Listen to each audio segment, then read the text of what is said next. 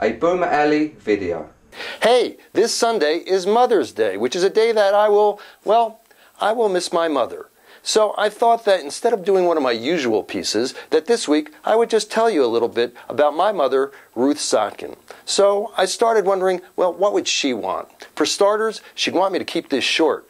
Jeopardy starts in about an hour, and she would not be willing to miss that. And she wouldn't be shy about telling me that either. For the longest time, I thought Come On Already was my actual name. I used to just hear, come on already, we're going to the store. Come on already, finish your homework. My mom, she wanted to keep things moving. Then I wondered what she would want you to know about her.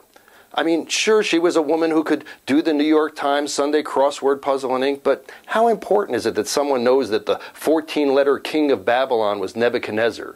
Well, it was important to me that she knew that and that she said it out loud, because she told me about Nebuchadnezzar and vaudeville star Ishkabibble and a card game that she used to play, Pisha Pesha. She used to say these silly words and get us both laughing.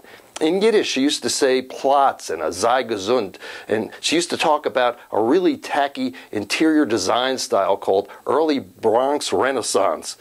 My mother was pretty funny, and she called me Bubala, and she was very loving. And my mother was always the eternal optimist, assuming that no matter how bleak things seemed to be, that they would get better. And she was right. They always do.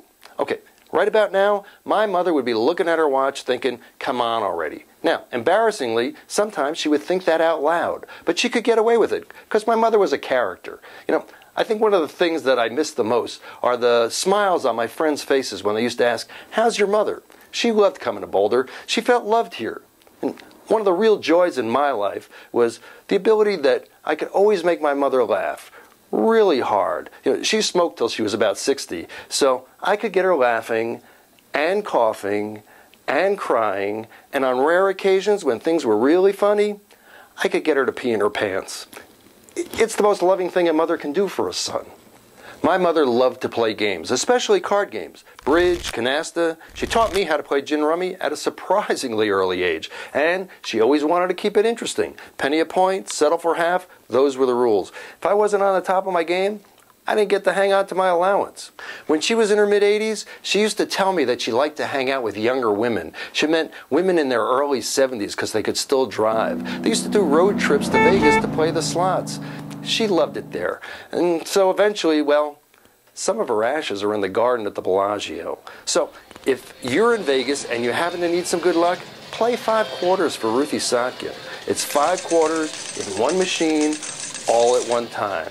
You won't be sorry, because the way she used to tell it, she never lost. And she made winners out of all of us. I'm Mark Sotkin. That's what I think. Visit Boomer Alley and let us know what you think. And happy Mother's Day, everybody.